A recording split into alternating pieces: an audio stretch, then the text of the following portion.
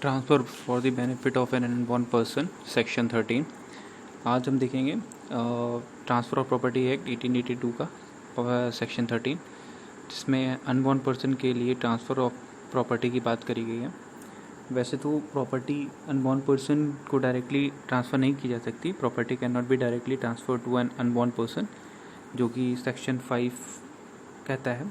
According to section 5, transfer of property takes place only between two living person, और unborn person is not considered under living person, तो living person नहीं है। तो according to section 5 unborn person को directly transfer नहीं किया जा सकता है, इसलिए उसके बेनिफिट के लिए ट्रांसफ़र किया जाएगा, बट कुछ कंडीशन रहेंगी और वो कंडीशन सेक्शन 30 डील करता है। जैसे but in case but it can be transferred for the benefit of the unborn person.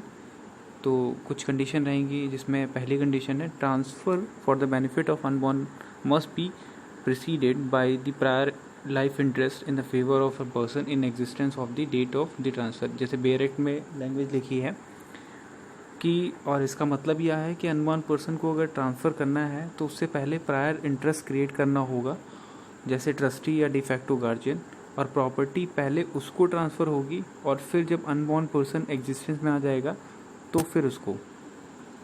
दूसरी condition, only absolute interest can be transferred to unborn person, यानी कि किसी भी तरीके की कंडीशन या किसी भी तरीके का जो रिस्ट्रिक्शंस या प्रोहिबिशन या किसी भी तरीके की कंडीशन इसमें नहीं डाली जाएगी। पूरी तरीके से एब्सोल्यूट इंटरेस्ट जो है वो ट्रांसफ़र्ड होगा अनबॉर्न पर्सन को।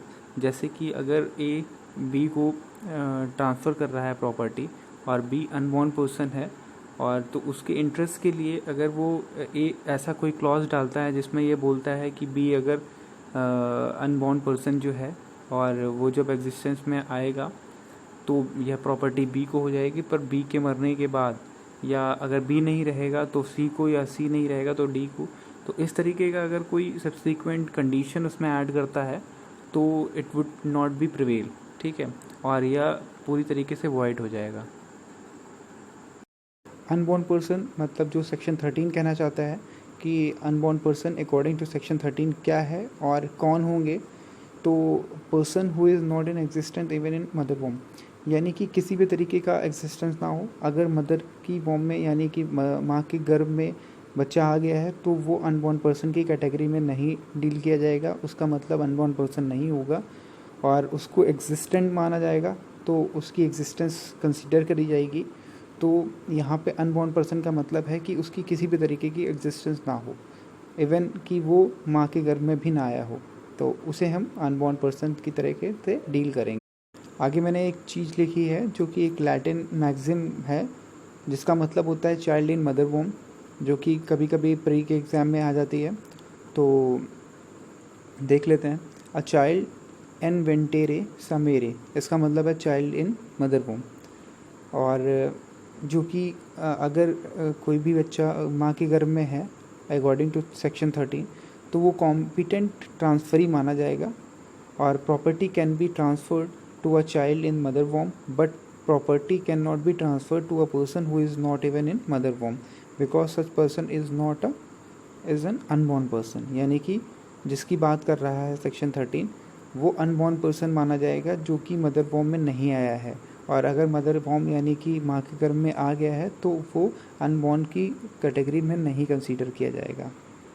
सेक्शन 13 ऑल्सो प्रोवाइड दैट जो प्रॉपर्टी होल्ड किए हैं for the benefit of unborn person, उसकी डेथ से पहले अनबॉर्न पर्सन को एग्जिस्टेंस में आना होगा, वरना प्रॉपर्टी ट्रांसफरर को रिवर्ट बैक हो जाएगी। मतलब कि सेक्शन 13 एक बात और कहता है कि अगर जो प्रॉपर्टी होल्ड किए हुए हैं for the benefit of the unborn person, अगर उसकी अनबॉर्न पर्सन के एग्जिस्टेंस में आने से पहले उसकी डेथ हो जाती है, तो जो प्रॉपर्टी जिसने ट्रांसफ़र करी है उसको रिवर्ट बैक हो जाएगी। ये एक बहुत ही इंपॉर्टेंट पॉइंट है जो कि सेक्शन 13 डील कर रहा है। और एक आखिरी बात जो कि सेक्शन 13 बोलता है, not applicable to transfer made by the Muslims, यानी कि ये जो सेक्शन 13 है वो मुस्लिम्स के जो ट्रांसफ़र है उस पर डील नहीं करेगा, क्योंकि under Muslim law a gift is in favour of person not in existence is void.